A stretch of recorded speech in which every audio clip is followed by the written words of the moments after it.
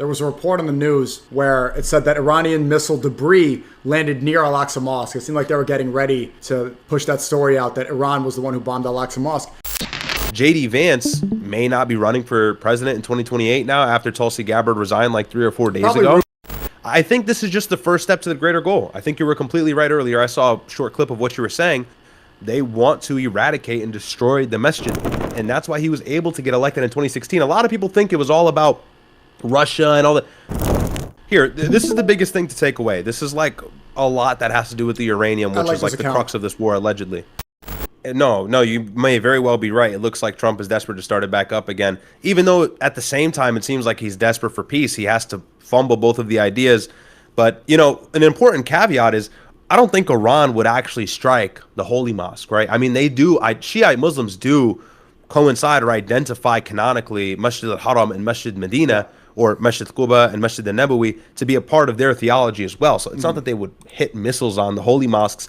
It's just the idea of a regional war taking place while these pilgrims are there. No one's going to go, or it's going to be a very short number to what it was previously. So I think that's what's going to make the biggest difference. And it's so funny as this is all happening. Look at what's happening in Washington.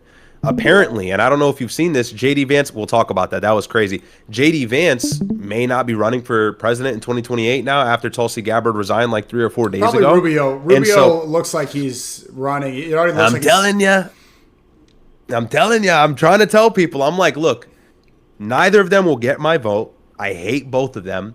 But JD Vance is not nearly as polished as Rubio. Rubio answers questions better. He doesn't fumble over his speech. He knows what he's talking about. He's got skin in the game politically. He's ran for president. JD Vance was in the Senate for what, 2 years? 2 years. And then also he's being attacked from all directions. I think he realizes it's going to be a bad idea to try and run in 2 years. So. I agree. He's going to tap out. Rubio is already campaigning. He's answered questions. They come up to him asking about Hamas and Hezbollah and the civilians. And he's like, oh, well, it's not about the civilians. Hamas and Hezbollah, they're human shields. I want to eradicate Hamas. They're terrorists. This is presidential rhetoric. This is somebody who's campaigning. I think they're gearing up for it. I think Peter Thiel and all that tech cabal, they're going to shift over their money to fund Rubio. They're already giving up on JD Vance. You're right.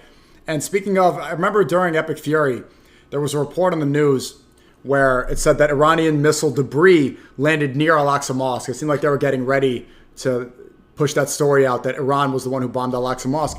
This was just posted. I think this was around 5 p.m. Not sure, but U.S. and Israel are actively working to strip Jordan of Al-Aqsa custodianship. So this is today. Yeah, yeah. I was actually going to react to that, and that was kind of the idea that was brewing for a while. But Middle East Eye, I'll tell you one thing before I go into that.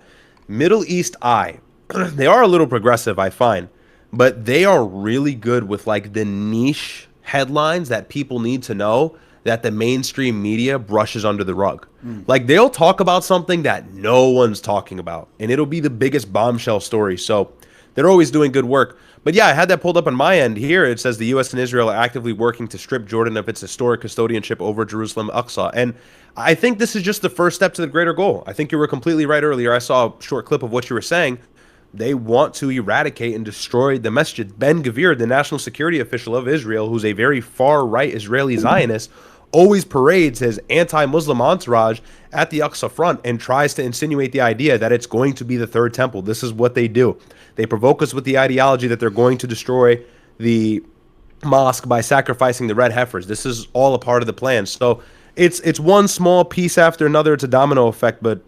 And I hate to say this, it actually goes against my own will and ability. Like I don't want to see the masjid come down, but it's just kind of like it's inevitable. It's going to happen. Unfortunately, it's inevitable. Yeah. And I want to start saying, I want people to start saying the Jewish state of Israel the same way that they keep saying Islamic Republic of Iran. Every Trump's True Social post, he keeps saying the Islamic Republic of Iran. Why doesn't he just say Iran? Everybody knows he doesn't need to specify that. He doesn't need to give these descriptive words.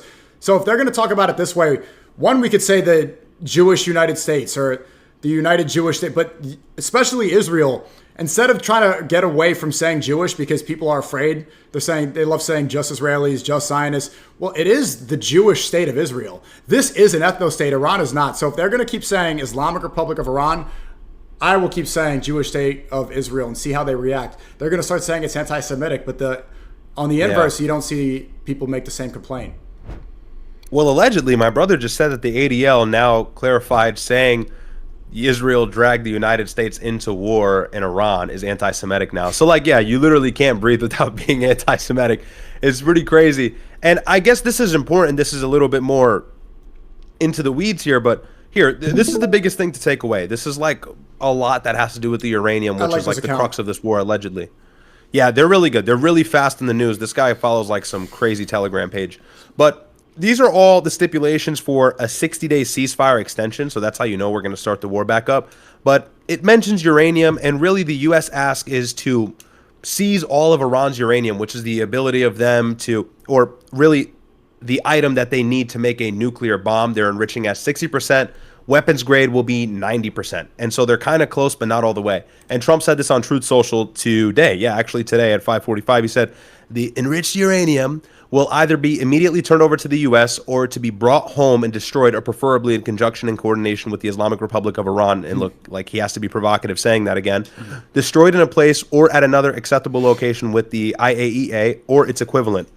So this is why I've always predicted accurately that this war is going to continue, because the United States is asking for the very thing that kind of protects Iranian sovereignty, which is their ability to enrich uranium. And we said it. Let me be clear. Obama, he had that figured out to a T, but Donald Trump tarnished it and he ruined it. And Donald Trump didn't tarnish it. This is important to understand.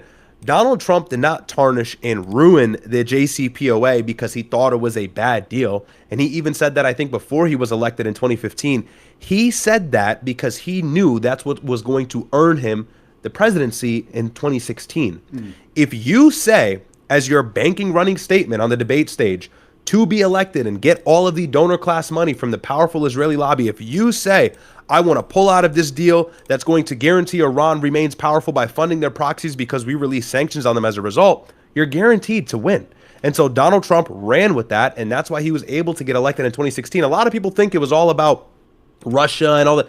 No, it was him pulling out of the Iranian nuclear deal. I think that's why the Adelsons were all over him. I think that's why he got all that money. I think that's why Mark Levin puts his arm over him and says he's the best Jewish president. It's because he pulled out of that deal. That was the biggest mistake for the American people and the biggest benefit for Israel. And that's why the smart people from the beginning were saying Donald Trump is going to start a war in Iran. Nick has been saying that for the longest, and it's because of the JCPOA. So it's the people paying attention that actually understand that. There's 4 reported casualties on the boat, correct? And has there been any response, any Iranian foreign minister, any sort of retaliation? What are we hearing from the IRGC? So right now, I've been paying attention to Al Jazeera. It's still a developing story. It doesn't look like there has been a response from the Iranian delegation, and that's because they're all over the place, and maybe that was strategic.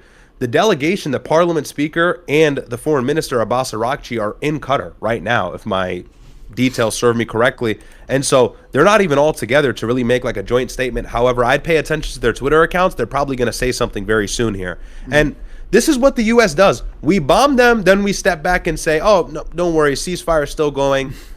We bomb Bandar Abbas, we bomb Qasem Island, we bomb Minab, we bomb all of these cities on the coastline. And then we say, don't worry, ceasefire is still on. And Iran is like, no, it's not. Like, there is no ceasefire. You keep attacking us. And you keep attacking the ships in the strait. And you keep blocking our naval ports, blocking our blockade. So we're poking the bear. We're trying to start the war up. But I think what maybe Trump wants is a strong and aggressive response in the Gulf countries. Maybe he wants to see Iran deploy or launch a drone attack on Dubai again, on the UAE as a whole. That's their main enemy anyways, because the UAE is Israel. They're like the same thing at this point. So who knows what the strategy is? It's unclear. But it's unfortunate to see. It seems like this is probably going to be a rough week in terms of actually getting a peace deal.